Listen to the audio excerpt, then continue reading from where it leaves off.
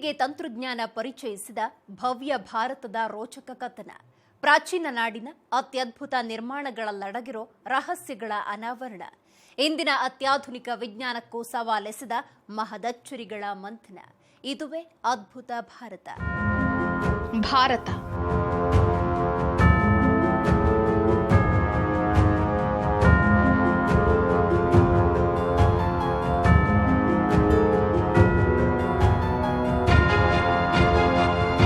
ಜಗತ್ತಿಗೆ ಗುರು. ಜ್ಞಾನ ವಿಜ್ಞಾನ ಕಲೆ ಸಂಸ್ಕೃತಿಗಳ ತವರೂರು.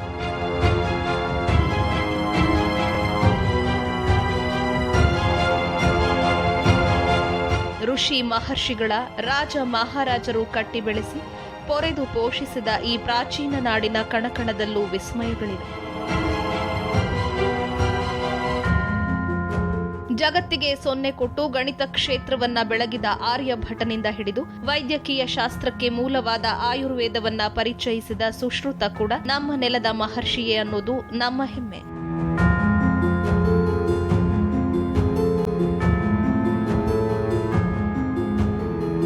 ಇಂತಹ ಭವ್ಯ ನಾಡಿನ ಕಾಲಗರ್ಭದಲ್ಲಿ ನೂರಾರು ಅಚ್ಚರಿಗಳು ಅಡಗಿವೆ. ನಮ್ಮ ಪೂರ್ವಜರ ಜ್ಞಾನಕ್ಕೆ ಜೀವಂತ ಸಾಕ್ಷಿಯಾಗಿ ಇಂದಿಗೂ ಬೃಹತ್ ನಿರ್ಮಾಣಗಳು ನಮ್ಮ ಈ ಪುಣ್ಯ ಭೂಮಿಯಲ್ಲಿವೆ.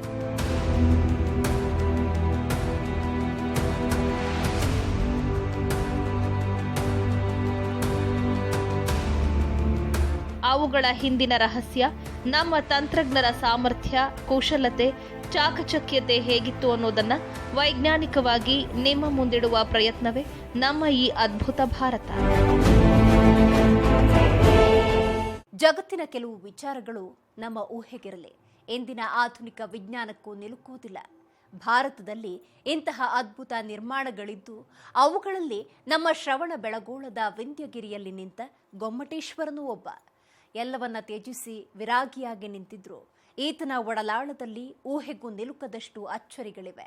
ಅವುಗಳ ಬೆನ್ನು ಹತ್ತಿ ಹೊರಟ ನಮಗೆ ಸಿಕ್ಕದ್ದು ಅತ್ಯದ್ಭುತ ವಿಚಾರಗಳು. ಅವುಗಳ ಅನಾವರಣವೇ ಇವತ್ತಿನ ಅದ್ಭುತ ಭಾರತ. ಬಯಲು ಆಲಯದೊಳಗೋ, ಆಲಯವು ಬಯಲೊಳಗೋ, ಬಯಲು ಆಲಯವೆರಡು ನಿನ್ನೊಳಗೋ. ಬಯಲಲ್ಲಿ ಬಯಲಾಗಿ ನಿಂತ ಈ ಭವ್ಯ ನಿರ್ವಾಣ ಮೂರ್ತಿಯನ್ನ ಕಂಡಾಗ ಪ್ರತಿಯೊಬ್ಬರನ್ನ ಕಾಡುವ ಜಿಜ್ಞಾಸೆ ಇದು. ಈತನ ನಿಲುವು ವಿಂಧ್ಯಗಿರಿಯಷ್ಟೇ ಅಚಲ. ಮತ್ತದೇ ಶಾಂತ ಮುಖಮಂಡಲ.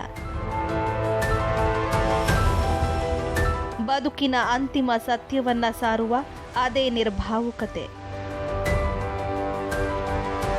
ಬೆಳಗೊಳದ ತಿಳಿಗೊಳದಲ್ಲಿ ಶತಮಾನಗಳಿಂದ ಮಿನುಗುತ್ತಿರೋ ಈ ಶಾಂತಿಧೂತ ಇಂದಿಗೂ ತ್ಯಾಗದ ದಂತಕಥೆ. ಹಿಂದೆ ಯುದ್ಧಕ್ಕೂ ಸೈ, ಶಾಂತಿಗೂ ಜೈ ಎಂದಿದ್ದ ಗೊಮ್ಮಟ ಆಮೇಲೆ ಅಹಿಂಸೆಯ ಪ್ರತಿರೂಪವಾಗಿ ಬಿಟ್ಟ. ಈತನೊಂದಿಗೆ ತಳಕು ಹಾಕಿಕೊಂಡಿರೋ ತ್ಯಾಗ, ನಿರ್ಭಾವುಕತೆಯ ಕಥೆಗಳು ಬಗೆದಷ್ಟು ಮೊಗೆದಷ್ಟು ಮುಗಿಯುವುದೇ ಇಲ್ಲ. ಈತನ ಪದತಲದಲ್ಲಿ ಮಣಿದವರಿಗಂತೂ ಲೆಕ್ಕವೇ ಇಲ್ಲ.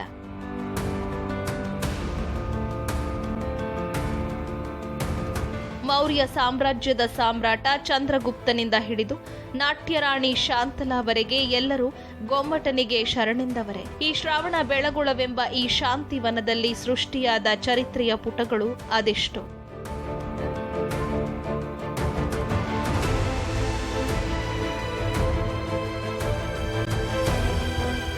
ನಿಮಗೆಲ್ಲ ಗೊತ್ತಿರೋ ಹಾಗೆ ಈ ಬಾಹುಬಲಿ ಮೂರ್ತಿಯನ್ನ ಪ್ರತಿಷ್ಠಾಪಿಸಿದ್ದು ಗಂಗರ ಸೇನಾಧಿಪತಿ ಚಾವುಂಡರಾಯ. ತನ್ನ ತಾಯಿ ಆಸೆ ಈಡೇರಿಸೋಕೆ ಮುಂದಾಗೋ ಚಾವುಂಡರಾಯ ತಾಯಿಯನ್ನ ತೀರ್ಥಯಾತ್ರೆಗೆ ಕರೆದೊಯ್ಯುವಾಗ ರಾತ್ರಿ ಈಗಿನ ಶ್ರವಣ ಬೆಳಗೊಳದಲ್ಲಿ ತಂಗಿದ್ರು.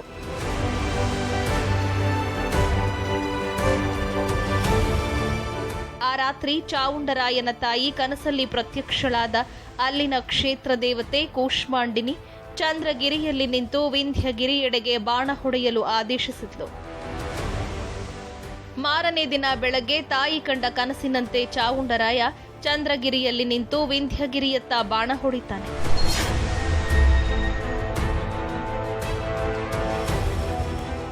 ಅಚ್ಚರಿ ಎಂಬಂತೆ ವಿಂಧ್ಯಗಿರಿಯ ಬೆಟ್ಟದಲ್ಲಿ ಬಾಹುಬಲಿ ಬೃಹತ್ ರೇಖಾಚಿತ್ರವೊಂದು ಮೂಡಿತ್ತು.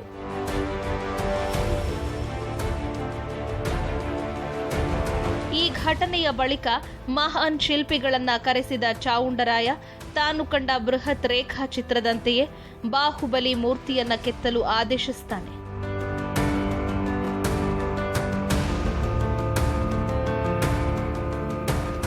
ನೂರಾರು ಶಿಲ್ಪಿಗಳು ಸತತ 12 ವರ್ಷಗಳ ಕಾಲ ಶ್ರಮಿಸಿ ಜಗತ್ಪ್ರಸಿದ್ಧ ಈ ಅದ್ಭುತ ಬಾಹುಬಲಿ ಮೂರ್ತಿಯನ್ನ ನಿರ್ಮಿಸಿದ್ರು ಅನ್ನುತ್ತೆ ಸ್ಥಳ ಪುರಾಣ.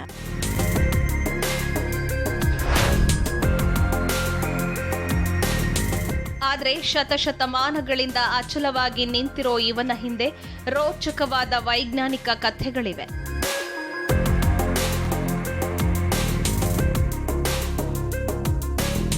ಈ ಮೂರ್ತಿ ರೂಪ ತಳೆಯಲು ಬಳಕೆಯಾಗಿರೋ ಕಲ್ಲು, ಇಲ್ಲಿರೋ ಕುಶಲತೆ ಬಗ್ಗೆ ಜಗತ್ತಿನ ನಾನಾ ಸಂಶೋಧಕರು ನೂರಾರು ಸಾವಿರಾರು ಸಂಶೋಧನೆಗಳನ್ನ ನಡೆಸಿದ್ದಾರೆ. ಆ ಅದ್ಭುತ ಸಂಶೋಧನಾ ಪುಟಗಳನ್ನ ತೆರೆಯುತ್ತಾ ಹೋದ್ರೆ ತಿಳಿಯೋದು ಗೊಮ್ಮಟನ ಒಳಲಾಳದ ರಹಸ್ಯಗಳು.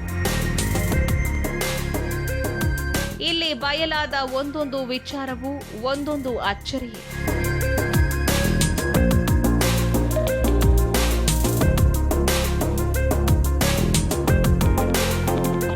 ವಿಂಧ್ಯಗಿರಿಯಲ್ಲಿ ಈ ವಿರಾಗಿ ನಿಂತು 1000 ವರ್ಷಗಳೇ ಕಳೆದು ಹೋಗಿವೆ. ಈ ಬಗ್ಗೆ ಎರಡು ಮಾತಿಲ್ಲ. ಆದರೆ ಇಂದಿಗೂ ಗೊಂದಲ ಇರೋದು ಗೊಮ್ಮಟನನ್ನ ಕೆತ್ತಿದ ಕಲ್ಲಿನ ಬಗ್ಗೆ. ವಿಂಧ್ಯಗಿರಿಯ ಕಲ್ಲಿನಿಂದಲೇ ಬಾಹುಬಲಿಯನ್ನ ಕೆತ್ತಲಾಗಿದೆ ಅಂತ ಕೆಲವರು ವಾದ ಮಂಡಿಸಿದ್ರೆ, ಇಲ್ಲ ಬೇರೆಡೆಯಿಂದ ತಂದ ಶಿಲೆಯಿಂದಲೇ ಗೊಮ್ಮಟನನ್ನ ಕೆತ್ತಲಾಗಿದೆ ಅಂತಾರೆ ಹಲವರು. ಹಾಗಾದ್ರೆ ಸತ್ಯ ಯಾವುದು? ಶ್ರಾವಣ ಬೆಳಗೊಳದ ಗೊಮ್ಮಟೇಶ್ವರನನ್ನ ಜಗತ್ತಿನ 8ನೇ ಅದ್ಭುತ ಅಂದ್ರೆ ಅತಿಶಯೋಕ್ತಿಯಲ್ಲ. ವಿಶ್ವದ ಅತಿದೊಡ್ಡ ಏಕಶಿಲಾ ಮೂರ್ತಿಗಳಲ್ಲಿ ಇದು ಒಂದು.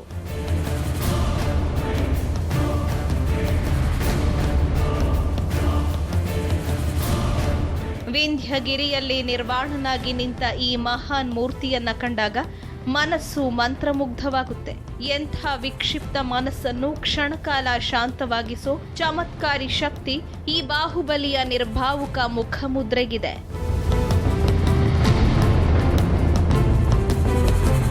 ಎಲ್ಲ ರಾಜವೈಭೋಗಗಳಿಗೂ ಬೆನ್ನು ಹಾಕಿ ಈ ವಿಂಧ್ಯಗಿರಿಯ ತುತ್ತ ತುದಿಯಲ್ಲಿ ನಿಂತ ಈ ಮಹಾಮೂರ್ತಿಯ ಶಕ್ತಿ ಅದು. ಇಂಥ ಆಧ್ಯಾತ್ಮದ ಅನುಭೂತಿಯ ಜೊತೆಗೆ ನಮ್ಮಲ್ಲೊಂದು ಪ್ರಶ್ನೆ ಹುಟ್ಟಿಕೊಳ್ಳುತ್ತೆ. ಅದೇ ಈ ಗೊಮ್ಮಟನನ್ನ ಕೆತ್ತಿದ ಕಲ್ಲಿನ ಬಗ್ಗೆ.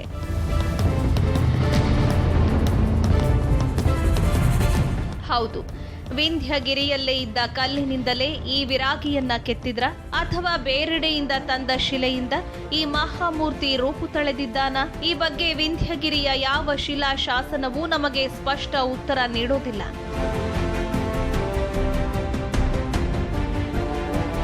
ಇದರ ನಿರ್ಮಾತೃ ಚಾವುಂಡರಾಯನ ಚರಿತ್ರೆಯೂ ಈ ಬಗ್ಗೆ ಏನೂ ಹೇಳೋದಿಲ್ಲ. ಆದರೆ ಈ ರಹಸ್ಯ ಭೇದಿಸಲು ಹೊರಟಾಗ ಸಿಕ್ಕಿದ್ದೆ ಸ್ಥಳೀಯ ಪೌರಾಣಿಕ ಕಥೆ.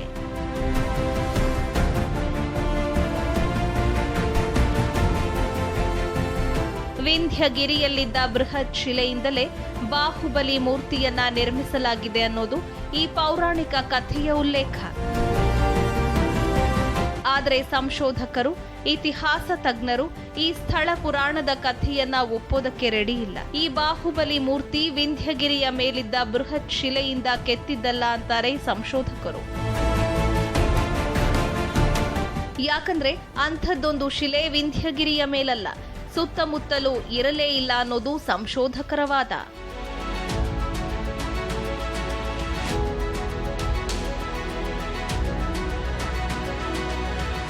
ಹೌದು, ಅಡಿಯಿಂದ ಮುಡಿಯವರೆಗೆ ನೀವೊಮ್ಮೆ ಬಾಹುಬಲಿ ಮೂರ್ತಿಯನ್ನ ಗಮನಿಸಿ. ವಿಶೇಷವಾಗಿ ಬಾಹುಬಲಿ ಮೂರ್ತಿಯ ಬಣ್ಣವನ್ನು ಗಮನವಿಟ್ಟು ನೋಡಿ. ಈ ಮೂರ್ತಿ ಕೆತ್ತೋಕೆ ಬಳಸಿರೋದು ಅಪ್ಪಟ ಶ್ವೇತವರ್ಣದ ಬೃಹತ್ ಗ್ರಾನೈಟ್ ಶಿಲೆ.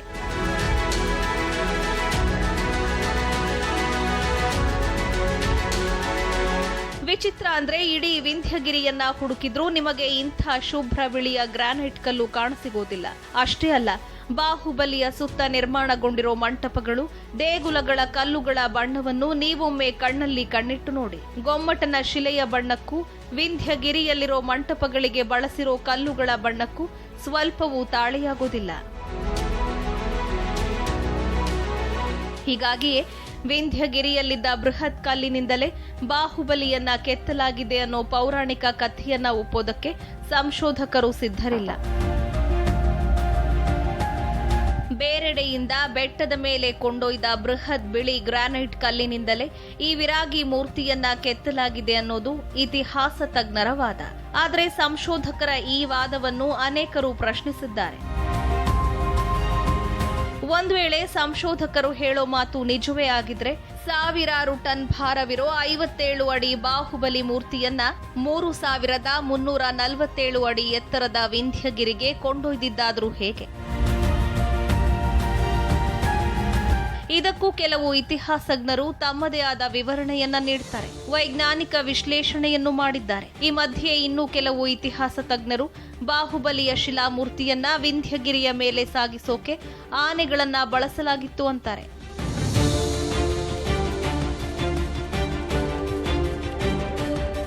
ಹಾಗಾದ್ರೆ ಈ ಹಿಸ್ಟಾರಿಯನ್ಗಳು ಮಂಡಿಸೋ ಈ ವಾದದ ಸತ್ಯಾಸತ್ಯತೆ ಎಷ್ಟು? ಇಂಥದ್ದೊಂದು ಪ್ರಶ್ನೆ ಹುಟ್ಟಿಕೊಳ್ಳೋದು ಸಹಜವೇ. ಯಾಕೆಂದ್ರೆ ಒಂದು ಲೆಕ್ಕಾಚಾರದ ಪ್ರಕಾರ ಒಂದು ಆನೆ ಒಂದು ಬಾರಿಗೆ 660 ಪೌಂಡ್ ಅಂದ್ರೆ 300 ಕೆಜಿ ಭಾರದ ಕಲ್ಲನ್ನ ಮಾತ್ರ ಎಳೆಯಬಲ್ಲದು.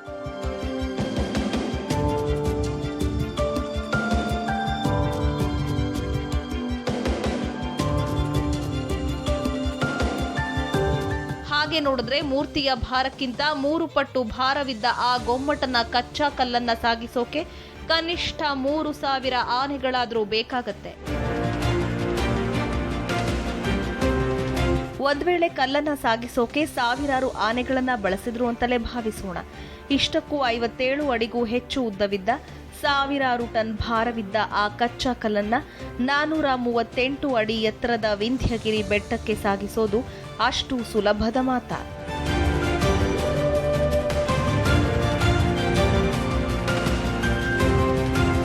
ಬೆಳಗೋಳದ ಬಾಹುಬಲಿ ಇವತ್ತು ವಿಶ್ವ ಪ್ರಸಿದ್ಧಿ ಪಡೆದಿರುವುದು ಅದರ ಕೆತ್ತನೆಯಿಂದ. ಇಷ್ಟು ಬೃಹತ್ ಶಿಲ್ಪದಲ್ಲಿ ಸ್ವಲ್ಪವೂ ಲೋಪ ಕಾಣುವುದಿಲ್ಲ. ಹಾಗಾದ್ರೆ ಇಂತಹ ಕರಾರುವಕ ಕೆತ್ತನೆ ಸಾಧ್ಯವಾಗಿದ್ದು ಹೇಗೆ? ಆಧುನಿಕ ತಂತ್ರಜ್ಞಾನ ಬಳಸದೆ ಇಂತಹದೊಂದು ಅದ್ಭುತ ಶಿಲ್ಪವನ್ನ ಕೆತ್ತೋಕೆ ಸಾಧ್ಯನಾ? ವಿಶೇಷ ಅಂದ್ರೆ ಈ ಬಗ್ಗೆ ಸಂಶೋಧಕರು ಅಚ್ಚರಿಯ ಉತ್ತರ ನೀಡುತ್ತಾರೆ. ಈ ಬಾಹುಬಲಿ ಮೂರ್ತಿಯನ್ನ ಕೆತ್ತೋಕೆ ಆಧುನಿಕ ಉಪಕರಣಗಳನ್ನ ಬಳಸಲಾಗಿತ್ತು ಅಂತಾರೆ ತಜ್ಞರು. ಇದು ನಿಜವಾ? ನೀವೇ ನೋಡಿ. ಬಾಹುಬಲಿ ಹೀಗೆ ನಿರ್ವಾಣನಾಗಿ ನಿಲ್ಲೋದಕ್ಕೆ ಕಾರಣ ಸಹೋದರನ ಜೊತೆ ನಡೆದ ಯುದ್ಧ.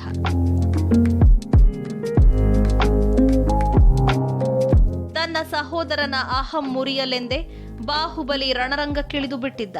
ಜಲಯುದ್ಧ, ದೃಷ್ಟಿಯುದ್ಧ, ಹೀಗೆ ಹಲವು ಯುದ್ಧದ ಹಲವು ಪ್ರಕಾರಗಳಲ್ಲಿ ಅಣ್ಣ ಭರತನಿಗೆ ಮಣ್ಣು ಮುಕ್ಕಿಸಿದ್ದ ಬಾಹುಬಲಿ ಕೊನೆಯದಾಗಿ ಮಲ್ಲ ಯುದ್ಧದಲ್ಲಿ ಭರತನನ್ನ ಅನಾಮತ್ ಮೇಲೆತ್ತಿ ನೆಲಕ್ಕೊಗಿಬೇಕಿತ್ತು ಅಷ್ಟೇ. ಆ ಒಂದೇ ಕ್ಷಣ ಆತನ ಜ್ಞಾನ ಚಕ್ಷು ಮಿನುಗಿತ್ತು. ಅದೇ ಕ್ಷಣವೇ ಆ ವೀರ ಸೇನಾನಿ ರಣರಂಗದಲ್ಲೇ ವಿರಕ್ತನಂತೆ ಯೋಚಿಸೋಕೆ ಶುರು ಮಾಡಿಬಿಟ್ಟಿದ್ದ. ಬದುಕಿನ ಶಾಶ್ವತ ಸುಖ ರಾಜ್ಯಗಳನ್ನ ಗೆಲ್ಲುವುದರಲ್ಲಿ ಇಲ್ಲ, ತ್ಯಾಗದಿಂದಲೇ ಆನಂದವಿದೆ ಅನ್ನೋದು ಬಾಹುಬಲಿಗೆ ಅಲ್ಲೇ ಅರ್ಥವಾಗಿ ಬಿಟ್ಟಿತ್ತು. ತಕ್ಷಣ ಭರತನನ್ನ ತನ್ನ ಬಾಹುಗಳಿಂದ ಕೆಳಕ್ಕಿಳಿಸಿದ. ತಾನು ಗೆದ್ದ ರಾಜ್ಯವನ್ನೇ ತೊರೆದು ಜೀವನದ ಪರಮ ಸತ್ಯವನ್ನರಿಯಲು ನಿರ್ಧರಿಸಿಬಿಟ್ಟ. ಆ ಪರಮ ಸತ್ಯವನ್ನರಸಿ ಯುದ್ಧ ಭೂಮಿಯಿಂದಲೇ ಎದ್ದು ನಡೆದಿದ್ದ ಬಾಹುಬಲಿ ಸತತ 12 ತಿಂಗಳ ಕಾಲ ನಿಂತಲ್ಲೇ ನಿಂತು ಧ್ಯಾನಸ್ಥನಾಗಿ ಬಿಟ್ಟ.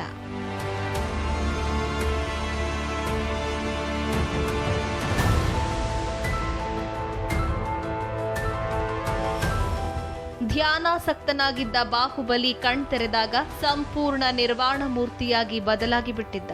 ಆದರೆ ಆತನ ಮುಖದಲ್ಲಿ ಯುದ್ಧದಿಂದಾದ ಆ ಗಾಯದ ಕಲೆಗಳು ಹಾಗೆ ಉಳಿದು ಬಿಟ್ಟಿದ್ವು.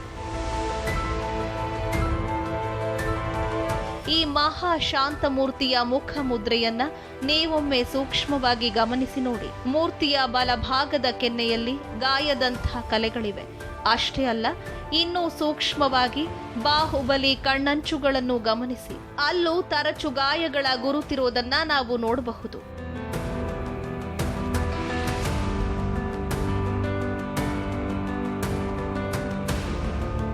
ಇದಾವುದು ಕಾಲದ ಗತಿಯಿಂದ ಬಾಹುಬಲಿ ಶಿಲ್ಪದ ಮೇಲಾದ ಮುಕ್ಕುಗಳಲ್ಲ. ಶಿಲ್ಪಿ ಬೇಕಂತಲೇ ತೋರಿದ ಶಿಲ್ಪ ಚಾತುರ್ಯ ಇದು. ಅಷ್ಟು ನೈಜತೆಯಿಂದ ಕೂಡಿದೆ ಈ ಬಾಹುಬಲಿ ಮೂರ್ತಿ.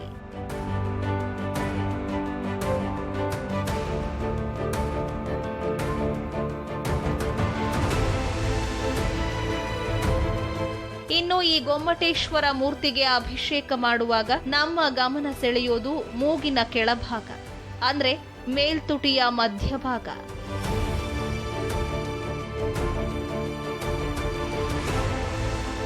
ಸೂಕ್ಷ್ಮವಾಗಿ ನೋಡಿ, ಈ ಬೃಹತ್ ವಿರಾಗಿಗೆ ಎಷ್ಟೇ ಸಾವಿರ ಕೊಡಗಳಿಂದ ಅಭಿಷೇಕ ಮಾಡಿದ್ರು, ಯಾವ ದ್ರವ್ಯಗಳನ್ನ ಬಳಸಿ ಅಭಿಷೇಕ ಮಾಡಿದ್ರು ಮೇಲ್ತುಟಿಯ ಮಧ್ಯಭಾಗ ಒದ್ದೆಯಾಗೋದೇ ಇಲ್ಲ.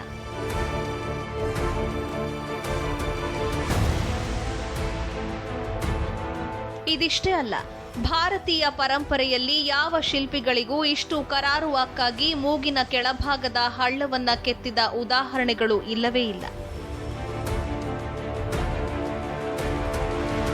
ವಿಶ್ವ ಪ್ರಸಿದ್ಧಿ ಲಿಬರ್ಟಿ ಶಿಲ್ಪದಲ್ಲೂ ಮೇಲ್ದುಟಿಯ ಹಳ್ಳವನ್ನ ಕೆತ್ತಿಲ್ಲ.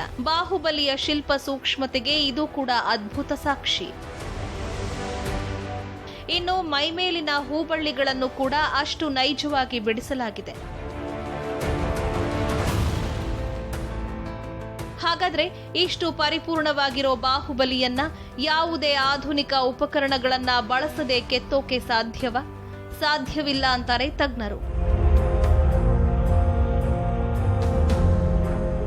ಹಾಗಾದ್ರೆ ಬಾಹುಬಲಿ ಮೂರ್ತಿಯನ್ನ ಕೆತ್ತೋದಕ್ಕೆ ಅತ್ಯಾಧುನಿಕ ಉಪಕರಣಗಳನ್ನ ಬಳಸಲಾಗಿತ್ತ?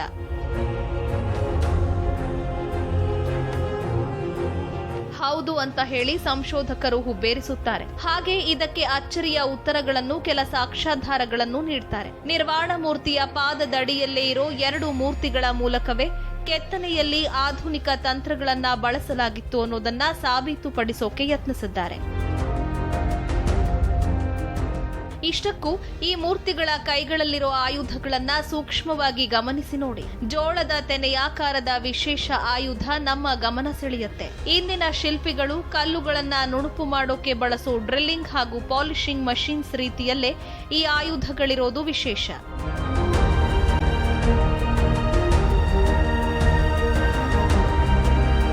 ವಿಂಧ್ಯಗಿರಿಯಲ್ಲಿ ಮಾತ್ರವಲ್ಲ, ಹಾಸನದ ಬೇಲೂರು ದೇಗುಲದಲ್ಲಿರೋ ಕೆಲವು ಶಿಲ್ಪಗಳ ಕೈಗಳಲ್ಲೂ ಇಂಥದ್ದೇ ಪಾಲಿಶಿಂಗ್ ಮಷೀನ್ ರೀತಿಯ ಆಯುಧಗಳಿವೆ. ಇದೇ ಆಧಾರದ ಮೇಲೆ ಸಂಶೋಧಕರು ಬಾಹುಬಲಿ ಮೂರ್ತಿ ರಚನೆಯಲ್ಲಿ ಆಧುನಿಕ ತಂತ್ರಜ್ಞಾನ ಬಳಸಲಾಗಿತ್ತು ಅನ್ನೋ ಅಭಿಪ್ರಾಯವನ್ನ ಮಂಡಿಸ್ತಾರೆ. ಆದ್ರೂ ಇದಷ್ಟೇ ವಿವರಣೆ ಸಾಲೋದಿಲ್ಲ. ಈ ಬಗ್ಗೆ ಇನ್ನಷ್ಟು ಸಂಶೋಧನೆಯ ಅಗತ್ಯವಿದೆ ಅನ್ನೋದು ಸಹ ಸತ್ಯ. ಇಂದಿನ ಪುರಾತತ್ವ ಇಲಾಖೆ ತಜ್ಞರು ಇಂಥ ಆಯುಧಗಳ ರಹಸ್ಯವನ್ನ ಬೆನ್ನತ್ತಿ ಮತ್ತಷ್ಟು ಸಂಶೋಧನೆಗಳನ್ನ ನಡೆಸಿದ್ರೆ ಖಂಡಿತ ನಮ್ಮ ಪುರಾತನ ಶಿಲ್ಪಿಗಳು ಆಗ ಬಳಸಿದ್ದ ತಂತ್ರಜ್ಞಾನ ಎಂಥದ್ದು ಅನ್ನೋದು ಇಡೀ ಜಗತ್ತಿಗೆ ತಿಳಿಯುವಂತಾಗಬಹುದು.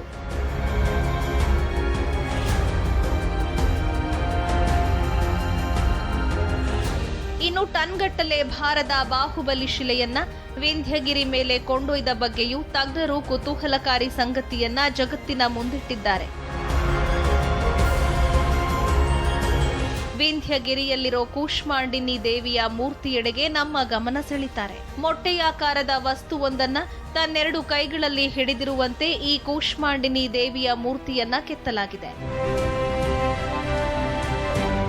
ಆದ್ರೆ ಮೊಟ್ಟೆಯಾಕಾರದ ಆ ವಸ್ತು ದೇವಿಯ 2 ಕೈಗಳಿಗೆ ಅಂಟಿಯೂ ಅಂಟದಂತಿರೋದು ವಿಶೇಷ. ಈ ಕೂಷ್ಮಾಂಡಿನಿ ದೇವಿ ಮ್ಯಾಗ್ನೆಟಿಕ್ ಲ್ಯಾವಿಟೇಷನ್ ತಂತ್ರಜ್ಞಾನದ ಸಂಕೇತ ಅನ್ನೋದು ಸಂಶೋಧಕರ ವಿವರಣೆ. ಇಷ್ಟಕ್ಕೂ ಏನದು ಮ್ಯಾಗ್ನೆಟಿಕ್ ಲ್ಯಾವಿಟೇಷನ್ ತಂತ್ರಜ್ಞಾನ, ಏನಿದರ ವಿಶೇಷತೆ ಅಂತ ತಿಳಿಯ ಹೊರಟ್ರೆ ಮತ್ತಷ್ಟು ವಿಸ್ಮಯಕಾರಿ ವಿಚಾರಗಳು ಬಯಲಾಗುತ್ತವೆ. ಅಂದ್ಹಾಗೆ ಲ್ಯಾವಿಟೇಷನ್ ತಂತ್ರಜ್ಞಾನ ಇದೆಯಲ್ಲ, ಇದರ ಮೂಲಕ ಯಾವುದೇ ವಸ್ತುವನ್ನ ಭೂಮಿಯ ಗುರುತ್ವಾಕರ್ಷಣ ಶಕ್ತಿಯನ್ನು ಮೀರಿಸಿ ಅಂತರಿಕ್ಷದಲ್ಲೇ ನಿಲ್ಲಿಸೋಕೆ ಸಾಧ್ಯವಿದೆಯಂತೆ. ಎಷ್ಟೇ ಭಾರದ ವಸ್ತುವು ಹೀಗೆ ಆಧಾರವಿಲ್ಲದೆ ನಿಲ್ಲೋಕೆ ಈ ತಂತ್ರಜ್ಞಾನದಿಂದ ಸಾಧ್ಯವಿದೆಯಂತೆ. ಹೀಗಾಗಿ ಬೃಹತ್ ಭಾರದ ಬಾಹುಬಲಿ ಶಿಲೆಯನ್ನ ವಿಂಧ್ಯಗಿರಿಗೆ ಸಾಗಿಸೋದಕ್ಕೆ ಈ ಮ್ಯಾಗ್ನೆಟಿಕ್ ಲ್ಯಾವಿಟೇಷನ್ ತಂತ್ರಜ್ಞಾನ ಬಳಸಿರೋ ಸಾಧ್ಯತೆ ಇದೆ ಅಂತಾರೆ ಇತಿಹಾಸಜ್ಞರು. ಆದ್ರೆ ಆಗಿನ ವಿಜ್ಞಾನಿಗಳಿಗೆ ಈ ಲ್ಯಾವಿಟೇಷನ್ ತಂತ್ರಜ್ಞಾನ ಹೇಗೆ ತಿಳಿದಿತ್ತು, ಆಗ ಜಗತ್ತು ಅಷ್ಟು ಮುಂದುವರೆದಿರಲಿಲ್ವಲ್ಲ ಅನ್ನೋದು ಕೂಡ ಕೆಲ ಸಂಶೋಧಕರ ವಾದ. ಒಟ್ಟಾರೆ ಈ ತಂತ್ರಜ್ಞಾನಗಳ ವಿಚಾರ ಏನೇ ಆದ್ರೂ ಇಂದಿಗೂ ವಿಶ್ವದ ಸಂಶೋಧನಾ ಕ್ಷೇತ್ರಕ್ಕೆ ಅಚ್ಚರಿಯಾಗಿ, ಭಕ್ತರ ಪಾಲಿಗೆ ಪೊರೆವ ದೈವವಾಗಿ, ನಿರ್ವಾಣ ಮೂರ್ತಿಯಾಗಿ ವಿಂಧ್ಯಗಿರಿಯ ಮೇಲೆ ನಿಶ್ಚಲವಾಗಿ ನಿಂತಿದ್ದಾನೆ ಗೊಮ್ಮಟೇಶ್ವರ. ಪೂಜಿಸುವವರ ಪಾಲಿಗೆ ಇವನೇ ಸರ್ವೇಶ್ವರ.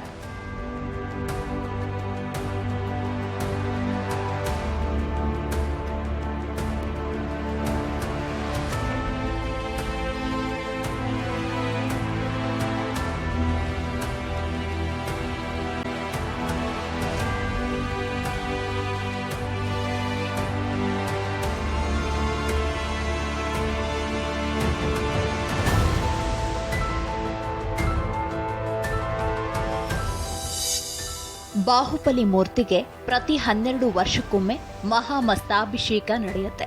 ಲಕ್ಷಾಂತರ ಮಂದಿ ಈ ಅದ್ಭುತ ಕಾರ್ಯಕ್ರಮಕ್ಕೆ ಸಾಕ್ಷಿಯಾಗ್ತಾರೆ. ಅಂದಹಾಗೆ ಈ ಮಹಾಮಸ್ತಕಾಭಿಷೇಕ ಇಂದು ನೆನ್ನೆಯದ್ದಲ್ಲ. ಈ ಮೂರ್ತಿ ಪ್ರತಿಷ್ಠಾಪನೆ ಆದಾಗಿನಿಂದ, ಅಂದರೆ ಕ್ರಿಸ್ತಶಕ 981ರಲ್ಲಿಯೇ ಮೊದಲ ಮಹಾಮಸ್ತಕಾಭಿಷೇಕವನ್ನ ಚಾವುಂಡರಾಯ ಮಾಡಿಸಿದ್ದ ಅನ್ನುತ್ತವೆ ದಾಖಲೆಗಳು. ಈ ಬಗ್ಗೆ ದೇವಚಂದ್ರನ ರಾಜಾವಳಿ ಕಥೆ ಅನ್ನೋ ಕಾವ್ಯದಲ್ಲಿ ಚಾವುಂಡರಾಯ ಮಾಡಿಸಿದ ಅಭಿಷೇಕದ ಮಾಹಿತಿ ಕಣ್ಣಿಗೆ ಕಟ್ಟುವಂತಿದೆ. ಚಾವುಂಡರಾಯ ಬಾಹುಬಲಿಗೆ ಅಂದೆ ಜಲ, ಕೇಸರಿ, ಅರಿಶಿಣ, ಹಾಲಿನ ಪಂಚಾಮೃತ ಅಭಿಷೇಕ ಮಾಡಿಸಿದ್ದನಂತೆ. ಗೊಮ್ಮಟೇಶ್ವರನಲ್ಲಿ ಅಡಗಿರೋ ರಹಸ್ಯಗಳ ಬಗ್ಗೆ ಇನ್ನಷ್ಟು ಸಂಶೋಧನೆಗಳು ನಡೆದರೆ ಸತ್ಯಾಸತ್ಯತೆ ಏನು ಅನ್ನೋದು ನಮಗೆ ಗೊತ್ತಾಗುತ್ತೆ. ಅದೇನೇ ಇರಲಿ, ಗೊಮ್ಮಟನನ್ನ ಸೃಷ್ಟಿಸಿದ ಆ ಶಿಲ್ಪಿಗಳ ಕಲಾ ಪ್ರೌಢಿಮೆಗೆ ಒಂದು ಸಲ್ಯೂಟ್ ಹೊಡಿಲೇಬೇಕು. ಇದು ಈ ಹೊತ್ತಿನ ವಿಶೇಷ ಅದ್ಭುತ ಭಾರತ. ಮುಂದಿನ ಸಂಚಿಕೆಯಲ್ಲಿ ಮತ್ತೊಂದು ಮಹಾದ್ಭುತದೊಂದಿಗೆ ಬರ್ತೀವಿ. ಅಲ್ಲಿ ತನಕ ನೋಡ್ತಾ ಇರಿ ಸರಳ ಜೀವನ. ಇದು ಮನುಕುಲದ ಒಳಿತಿಗಾಗಿ.